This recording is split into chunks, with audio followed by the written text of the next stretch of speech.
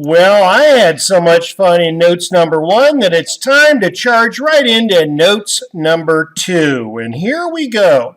There's just not a whole lot to these first couple sets of notes. So if you're feeling like, is this really that hard?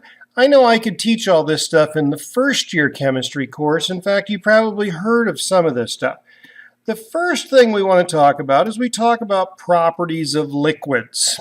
Okay, viscosity is defined as the resistance of a liquid to flow. Let me give you an example. Our good friend Caro syrup here, good old corn syrup. If you flip it over, it's really thick stuff, very thick. It doesn't flow very quickly. You compare that to, say, a bottle of water, where you flip it over, the air bubble would go right through very, very quickly. Another nice product just went through the old kitchen here. Tomato ketchup. I'm not sure what other kinds of ketchup are out there, but if you look here, good old Heinz ketchup. If you flip it over, we know we want quality ketchup that has a thickness, a good viscosity. In fact, they actually test the viscosity of ketchups. When we put it on the hamburger or the hot dog or whatever we put it on, we don't want it to be red-colored water. That's not good. We want it to have the right viscosity. Another little handy-dandy thing would be this little thing here. And people really like this over the years. I used to keep this on my desk, but people were more excited about the red goo than they were about what I was teaching. So you see that this just kind of flows very slowly, and you see a bubble kind of forming inside there. We'll just move that out of the way here. That may make an appearance later on. Okay? So viscosity is certainly one of the common properties of liquids, and we're going to talk more about why we care about that in notes number 3. But if we look at the next topic, surface tension. Surface tension, it would not surprise me at all if you haven't heard about surface tension already. Surface tension, why water has kind of a skin to it on its coating, or on its surface rather. And you see this little water bug, and I'm going to try, if I can get this to work here, I'm going to try to draw, and well, you guys know Bracken artwork. Okay. And this little drawing here, I'll make him a happy bug. Yeah, I know. And here, we'll draw wings on them too. Okay, so we've got big ears and we've got big wings, and I'm not sure that this looks at anything at all like the water bug here. But what I want you to see on that drawing, or on that picture rather, how the water with the bug's legs all spread out, the water is able to provide enough of a force to keep that bug afloat. Notice that the bug is all spread out, really, really long legs that distribute the very small weight of the insect itself. But surface tension, the thing that I want to introduce with that is this business of hydrogen bonding. The water molecules are very sticky to each other. Let me say that again. They're sticky to each other.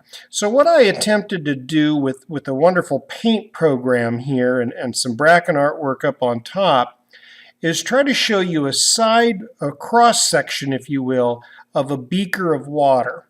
And I want you to picture these things that look more like marbles, and that's for a reason. They're like magnetic marbles that stick to each other. So this water molecule, each marble kind of represents a water molecule. That molecule sticks to that one. It sticks to that one, and this one, and that one, and that one, and that one, and that one, and that one, and that one, and that one, and that one, and that one, and that one, and that one, and that one. And so what I want you to get a sense of is that's kind of like a beaker of magnetic marbles where things stick to each other. And so with a very small weight, of that water bug can actually walk across the surface of the water. Now that's in contrast to if those were non-magnetic marbles, you may have jumped into the ball pit, okay, at Chuck E. Cheese or Buckeye Gymnastics or something. You jump into the cheese pit, and you don't sink all the way to the bottom because of the different surfaces there that kind of connect, stick temporarily, what have you, okay? If the water has this tremendously high surface tension because of the hydrogen bonding that makes each water molecule kind of stick to the others, okay? And so I want you to be familiar with that definition. Again, we'll talk a lot more about that in notes number 3. While we're on the subject of attractions for each other, cohesive forces, okay, and then we've got adhesive forces. They're different, but they're kind of similar. Cohesive would be if something sticks together. Similar molecules stick to each other, such as hydrogen bonding in water. Water molecules love to stick together, okay? They're more attracted to each other than they are other substances, by and large, okay? Adhesive, I think about adhesive tape when I see that. Kind of like Scotch tape is what we typically call it. And that's where it binds a substance to a surface. And what I want you to write down, and I know it's going to say this, so I'm just going to circle it, the meniscus in a graduated cylinder. And again, for some reason, my computer's not liking what I'm doing today because I can't see it in real time, okay?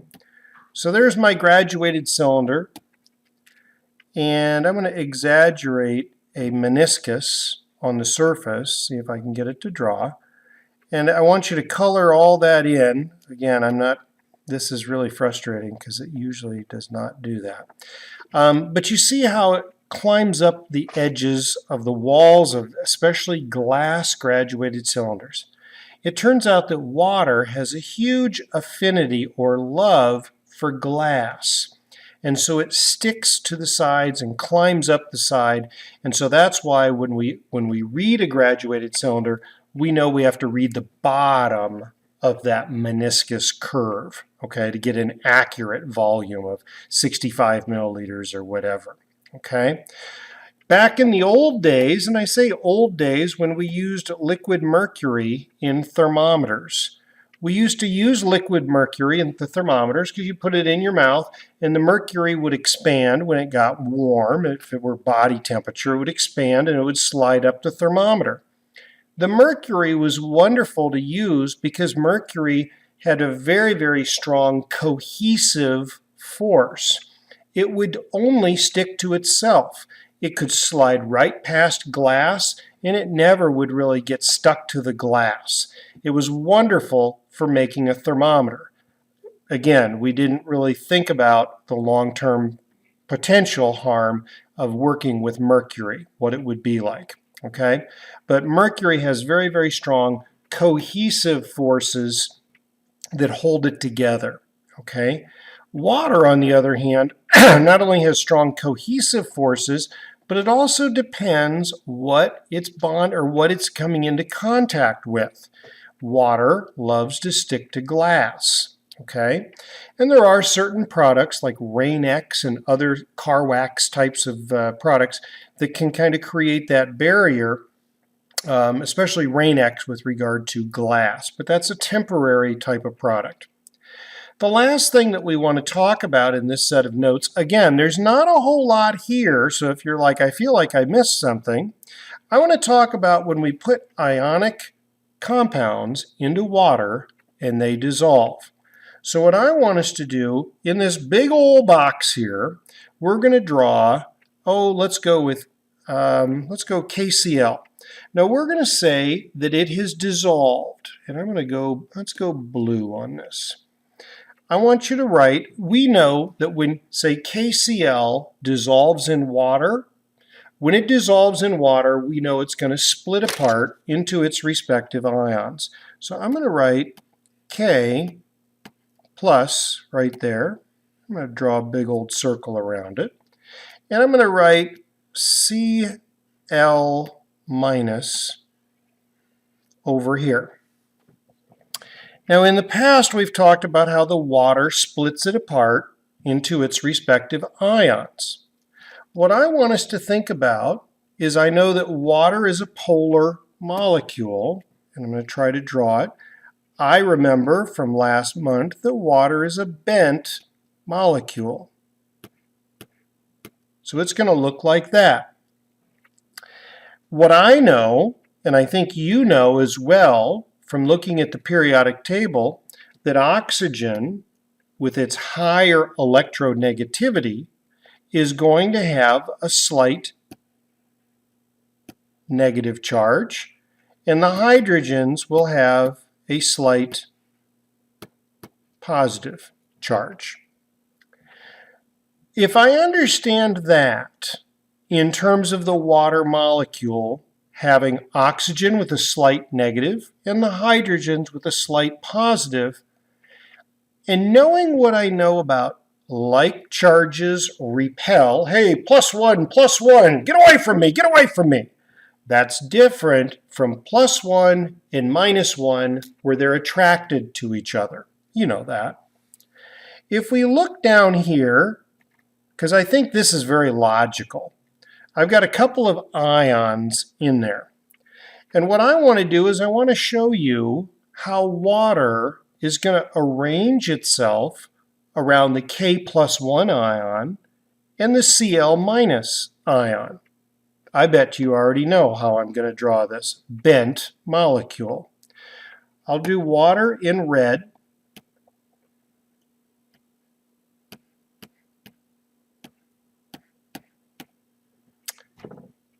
And I hope that seems logical to you, because oxygen with its partial negative charge is going to be attracted to that K+1. You betcha. I'm going to draw another one right over here. And another one right here. Again, in every case, the slight negatively charged oxygen sticks like crazy to that K+1. And if you understand that, what I'm going to draw for the water molecule around Cl-1, I think is going to make a lot of sense. A couple ways we can do it. We can say H, O, those hydrogens kind of like holding your arms out. Oh yeah, my arms are slight positive charge. They're very attracted to that Cl-. Another way you could do it is, hey, I could only get one arm close to the Cl-. That's all right. But we should definitely know, and I know my hydrogens don't look very good. I'm sorry about that. But I know that the hydrogens are going to be attracted to the Cl-. What we've typically said up till now has been true. We'd say water will separate the ions. But for the first time with this set of notes, we're going a little bit deeper than that.